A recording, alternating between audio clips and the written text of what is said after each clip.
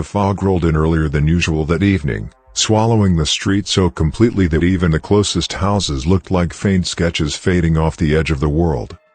I saw him standing across the road, a small figure in a dripping yellow raincoat, so still that even the fog seemed afraid to move around him. The moment he lifted his arm and pointed at me, slow and deliberate, I felt a coldness settle into my bones that no blanket, no breath, nothing could ever warm again.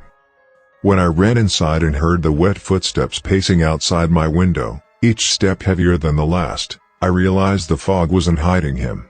It was guiding him. And when the footprints stopped directly beneath my window the next morning, I understood what my grandmother meant when she said he was always searching for someone to follow him back into the mist.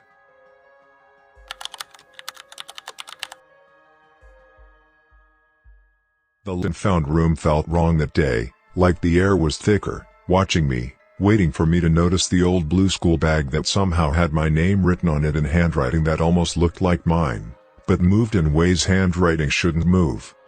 When I opened the bag and saw the photograph of myself taken from behind, the broken watch frozen at 3:11, and the notebook filled with sketches of places only I should recognize, it felt like someone had crawled inside my life and rearranged the shadows.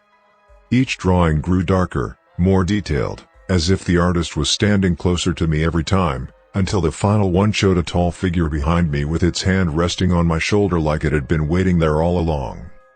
The night I tried to burn the bag and watched the flames curl around it without leaving a single mark, I realized this wasn't an object someone lost. It was something that had found me. Sometimes I still hear the faint scratch of a pencil moving against paper, steady and patient, as if a new picture is being drawn somewhere in the darkness.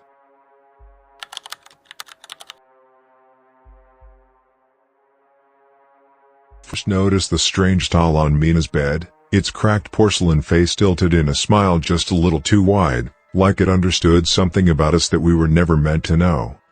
Finding it sitting upright in the hallway at night, legs neatly folded, head twisted slightly toward my room, made my skin crawl in a way I didn't know was possible for something that couldn't breathe.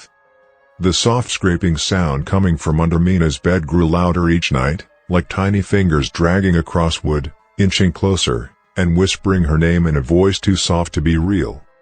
When they finally found Mina in the attic curled beside the doll as if it were comforting her, the doll's eyes looked brighter, sharper, almost proud, like it had finally claimed what it wanted. Even after we burned it, Mina swore the whispering never stopped, it simply moved back under the bed, waiting for another child to listen.